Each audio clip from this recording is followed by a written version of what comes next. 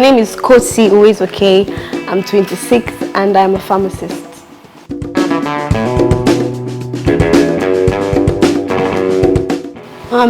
Okay, I started out by liking sciences more than arts, so I actually wanted to be a doctor, a medical doctor, but my mom told me it was going to be really stressful to practice and pharmacy will be way easier to practice.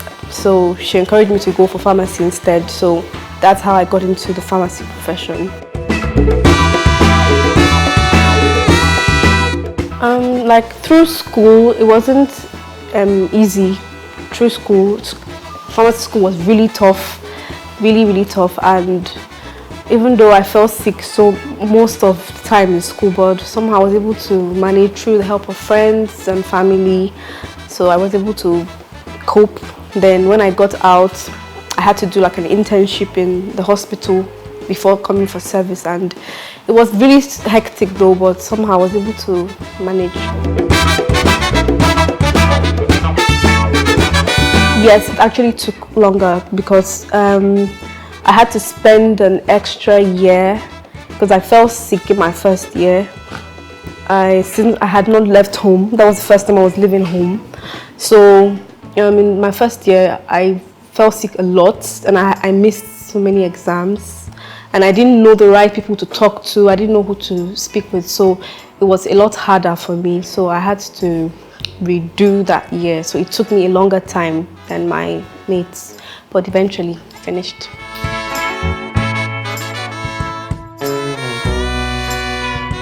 Because constantly they're always saying, they repeat the same thing over and over again.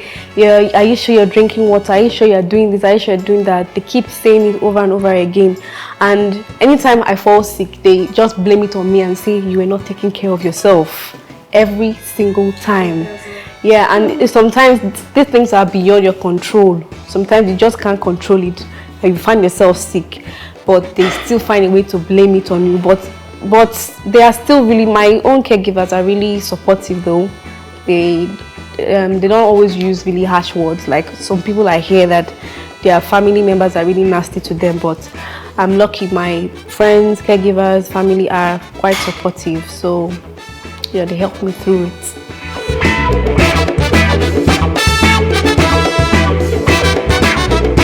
And the number one thing is how cold the place can get, like the AC, and it's kind of like a central AC, so it can't really control it all the time. But so I have to always go in with my sweater, and if I forget my sweater that day, it's going to be really tough for me to manage with the cold. So the AC, then getting food, where I get food, like we discussed earlier, like food is really important. So where I have to get food is quite far from work, and I'm lucky that I drive, so I can drive down, but it's quite stressful. Everyone has their triggers. Some people, cold doesn't trigger a crisis for them, but for me, it's really like my number one trigger. Like once I get really cold, I start having major bone pains. So yeah, and the kind of pains that I have with cold, it's more painful than maybe the one caused by stress. Yeah, the crisis I have that's caused by stress is a little different from the one caused by cold. Yeah, the one caused by cold is quite painful, and so that's my number one trigger, so I try to avoid it.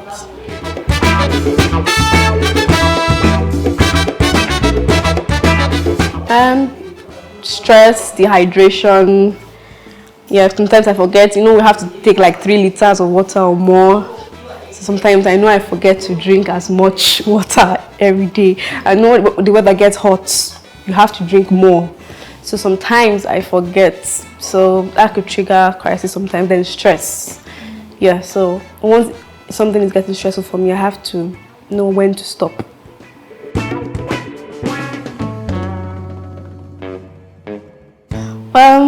It feels really sad.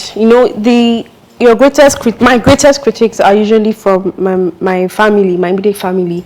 They maybe because they are afraid, so they don't allow me do things that I really want to do. They are afraid that I probably won't be able to cope like other people would cope. They'll tell me, you have to slow down. Are you sure you can do this? So they always doubt, even though when I believe that I can do it. If I even if it means me going the extra mile, I can do it. But they just don't believe, because they like doubt that I can go through it, maybe because of certain situations I've been through in the past.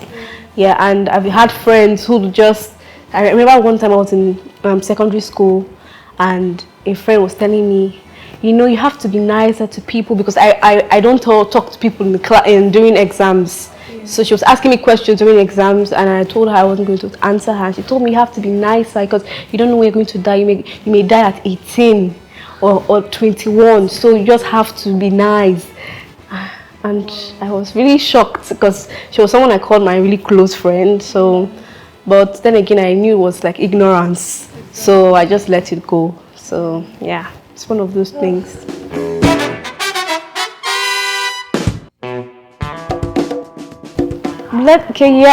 Sometimes, yes, I omit it. I don't lie, I just omit it. Like if there's maybe a form to fill and they ask certain questions, I probably just skip it. I don't say anything, but I don't lie.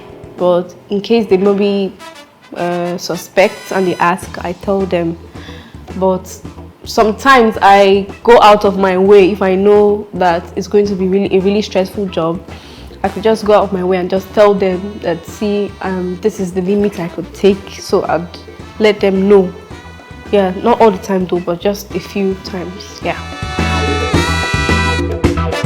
Okay, because they will know that the workload they are probably going to give me, so that I don't get disappointed in case I'm not able to go through with it, in case it's too stressful for me, so that they'll know ahead of time. Yeah, so just feel they should know.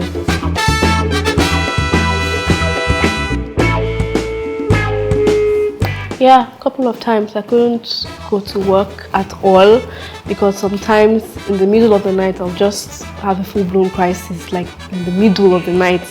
And the next day, there was one time I had something really serious to do at work the next day, and I just told them the truth. I just cannot make it to work. And luckily, the places I've worked and the people I've worked with, they've been really understanding. So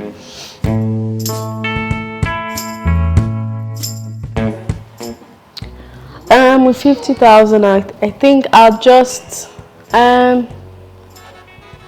get more of my routine drugs, have them stocked, because I know that sometimes when I'm running low on my routine drugs, I could just be negligent sometimes and decide not to even buy them. So if I have that money, I just stock on my routine drugs. Then food, and I try to inculcate this habit of eating fruits every single day. Before I didn't used to do that, but now recently I started doing that. So, and yeah, so I need to I'll spend money on getting good food and fruits.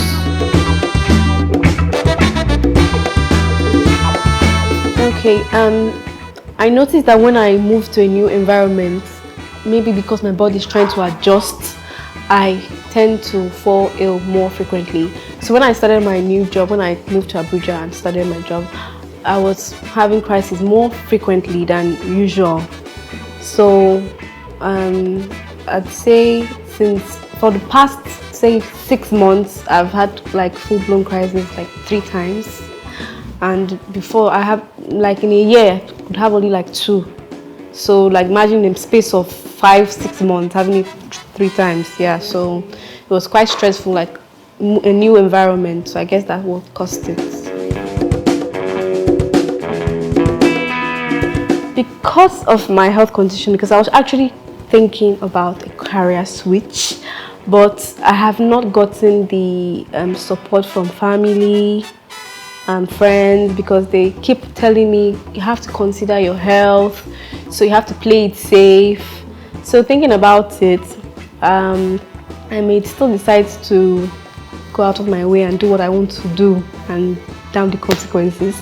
But for my career, pharmacy career, yeah, I decided that I could always have my own community pharmacy outlet, so I could always manage it. With technology on ground now, it will be a whole lot easier.